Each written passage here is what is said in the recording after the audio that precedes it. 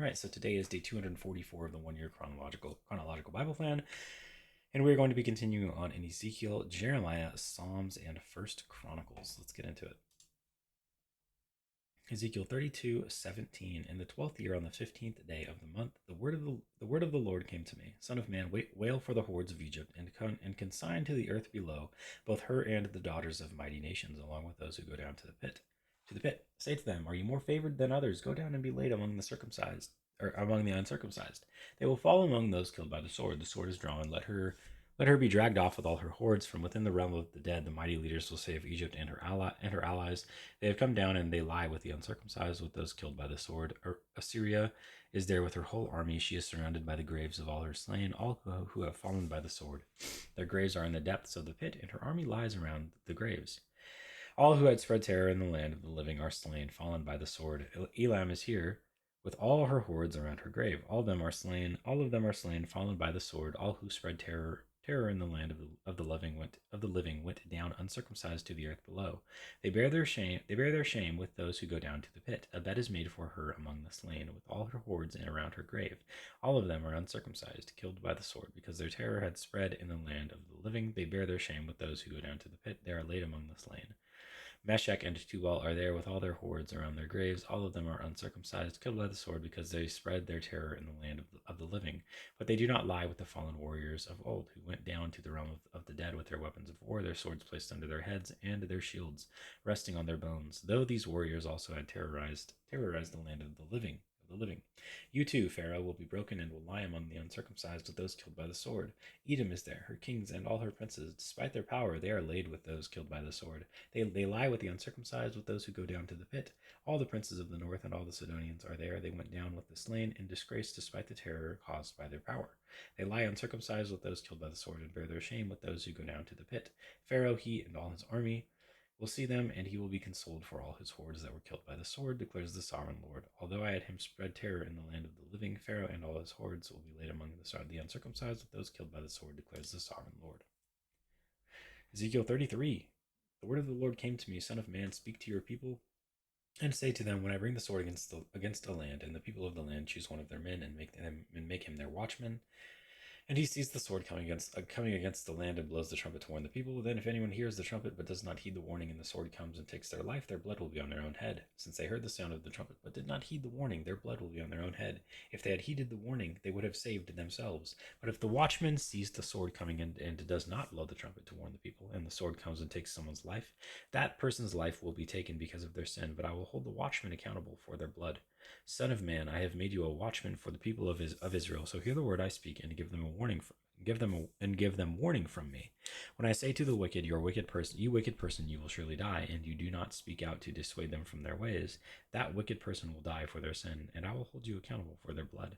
But if you do warn the wicked person to turn from their ways, and they do not do so, then they will die for their sin, though you yourself will be saved. Son of man, say to the Israelites, this is what you are saying: our offenses and sins weigh us down, and we are wasting away because of them. How then can we live? Say to them, as surely as I live, declares the sovereign Lord, I take no pleasure in the death of the wicked, but rather that they turn from their ways and live. Turn from your evil ways. Why will you die, people of Israel?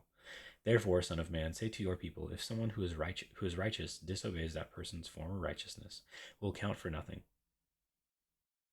And if someone who is wicked repents, that person's former wickedness will not bring condemnation. The righteous person who sins will not be allowed to live, even though they were formerly righteous. If I tell a righteous person that they will surely live, but then they trust in their righteousness and do evil, none of the righteous things that person has done will be remembered.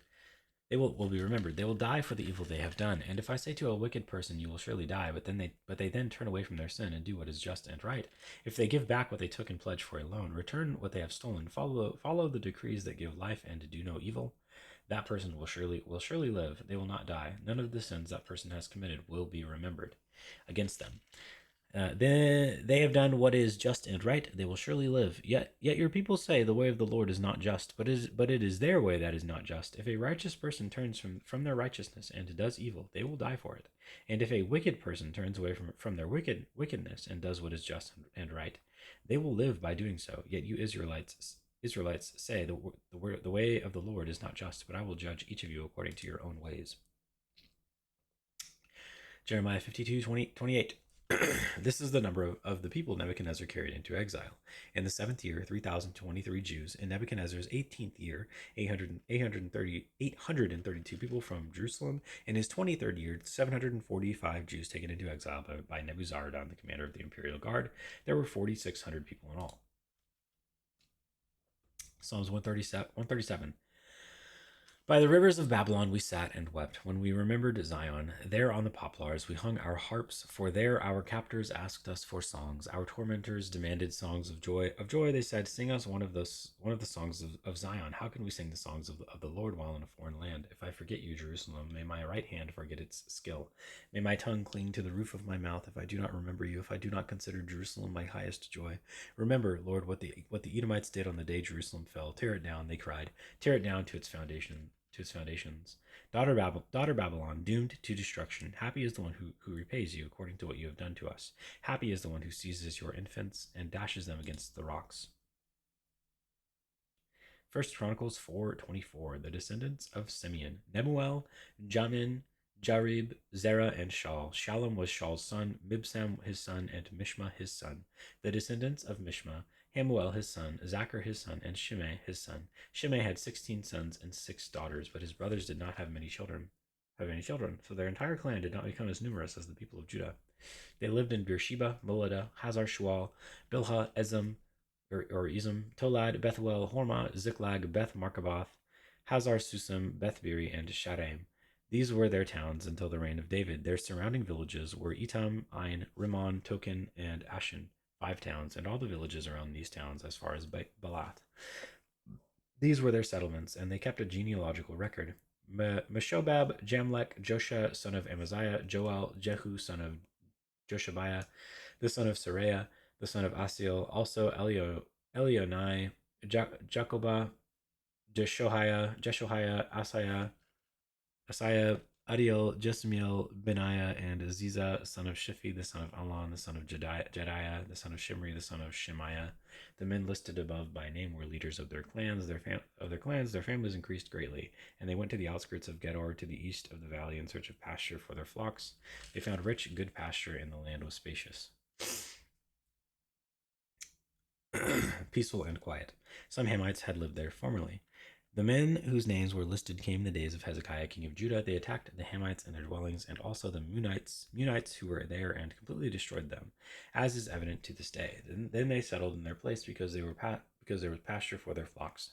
And 500 of these Simeonites, led by Pelatiah, Neriah, Rephaiah, and Uzziel, the sons of Ishi, invaded the hill country of Seir. They killed the remaining Amalekites who had escaped, and they have lived there to this day. 1 Chronicles 5, the sons of Reuben, the firstborn of Israel. He was the firstborn, but when he defiled his father's marriage in bed, his rights as firstborn were given to the sons of Joseph, son of Israel. So he could not be listed in the genealogical record in accordance with his birthright. And though Judah was the strongest of his brothers, and a ruler came from him, the rights of the firstborn belonged to Joseph, the sons of Reuben, the firstborn of Israel. Hanok, Palu, Hezron, and Carmi, the descendants of Joel, Shemaiah his son, Gog his son, Shimei his son, Micah his son, Reah his son, Baal his son, and Bera his son, whom Tiglath-Pileser, king of Assyria, took into exile. Bera was a leader of the Reubenites, their relatives by clans listed according to their genealogical records. Jeiel the chief, Zechariah, and Bela, son of Azaz, the son of Shema, the son of Joel. They settled in the area from Aror to Nebo and Baal Meon. To the east, they occupied the land up to the edge of the desert that extends to the Euphrates River, because their livestock had increased in Gilead. During Saul's reign, they waged war against the Hagrites, who were defeated at their hands. They occupied the dwellings of the Hagrites throughout the entire region east of Gilead. Gad. The Gadites lived next to them in Bashan as far as Salika. Joel was the chief, Shapham the second, then Janai and Shaphat in Bashan. Their relatives by families were Michael, Meshullam, Sheba, Jorai, Jachan, Zia, and Eber, 7 in all. These were the sons of Abihail, son of Huri, the son of Jero, the son of Gilead, the son of Michael, the son of Jeshishai, the son of Jado, the son of Buz. Ahi, son of Abdiel, the son of Guni, was head of their family. The Gadites lived in Gilead, in Bashan, and its outlying villages, and on all the pasture lands of Sharon, as far as they extended. All these were entered in the genealogical records during the reigns of Jotham, king of Judah, and Jeroboam, king of Israel. And that is day 244.